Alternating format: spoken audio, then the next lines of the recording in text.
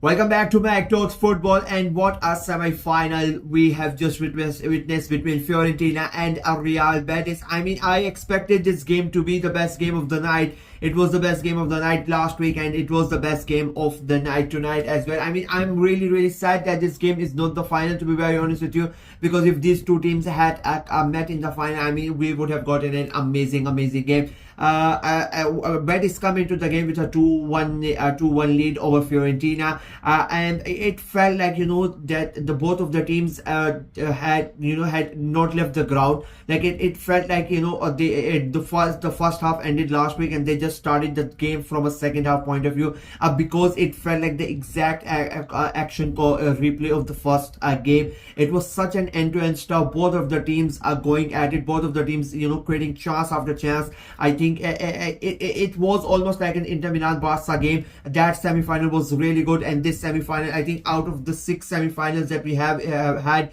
in the European competition, I think Inter Milan Barca was the first one, and then Betis versus Fiorentina was the second one. That's how good of a game it was. Betis were really amazing. Being the away side, they took the initiative. I think they were the better team in the early stages of the game. They took the game to Fiorentina, despite Fiorentina being the home side. Anthony again, I mean, that guy has been since Manchester, he has left Manchester United. That guy has been performing amazingly. He goes goes close to scoring, open the scoring for Betis, but is unable to finish the game, finish his chance. Fiorentina start getting into the game. They start creating their chances, and then you have that end-to-end stuff. It was the game was played on such a high tempo. You could not really take your eyes off. Consistently, one team is attacking, then the other team is attacking, and then it was like, as I said, an end-to-end stuff. But then Betis get the free kick, and who else but Anthony steps up, I mean, and takes that free kick, makes it a 1-0 on the night for Real Betis, makes it a 3-1 on aggregate for Real Betis. And now Fiorentina really had to step up, and they had to respond to Betis's goals, and that's what they did. It was like just 5 minutes later on, Fiorentina get a corner kick and they score a goal. It becomes a 1-1 on the night. They just needed one more goal, and then just right before half time they scored that a second goal, make it a 2-1 on the night, a 3-all on aggregate. And I sort of predicted that. I said that it was going to be a 3-2 win in the normal time, but it was a 2-1 win for Fiorentina over in 90 minutes. And in that second half, I mean, both teams just they threw kitchen sink at it at each other, but both the goalkeepers had an amazing game. Both of them made such crucial saves to keep both the teams in the game, to make sure that their team is in the game. And you cannot really fault any of the teams, you cannot really fault any of the players, because they just gave everything they had to somehow score that goal, but it did not. We go into the extra time, that 30 minutes allotted, and then Real Betis, and of course who else but Anthony was again involved in the goal, plays a nice pass. I mean, Fiorentina got played around with that counter attack, and Anthony passes it on, and Abdul Samad scores that goal, makes it 2-all on the night. And then Fiorentina were really on it. They had to score, but unfortunately they were not really able to. But I mean up until the last moment of the game, you just never didn't know whether the game was gonna end or whether we were gonna go on penalties. I predicted that the game was gonna go on penalties, so I was up. I would say I got my 50% of my prediction right. But it was an amazing game for me. I mean, this is the type of games you want to watch, especially when you're in a semi-final stage. It's such a hard-fought game. Both teams really went in, and it was an entertaining game as well. Unfortunately for Fiorentina, they could not make it, a hat-trick of finals in the Conference League.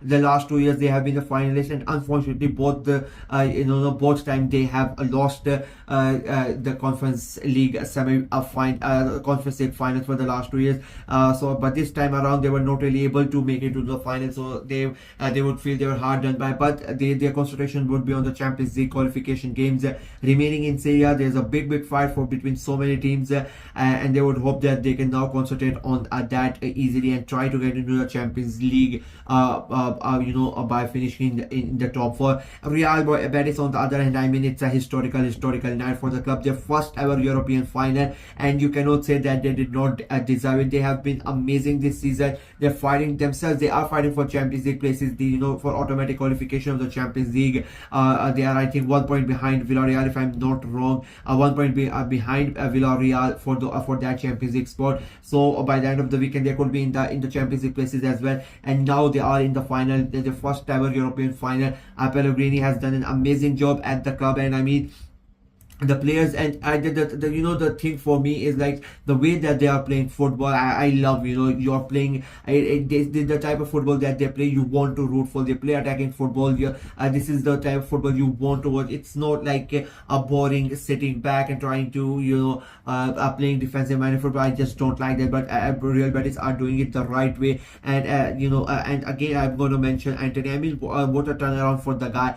He was down and out, and he was drowning his career away at Manchester United. Fans did not like him. He had problems with managers. They finally let him go out of the club, and the way he has played at Real Betis since he has come on, it is amazing. He has really helped Real Betis, and sometimes things fit, and Anthony and Real Betis are perfectly fit with each other. He has helped them, and the club has helped Anthony to forget about Manchester United.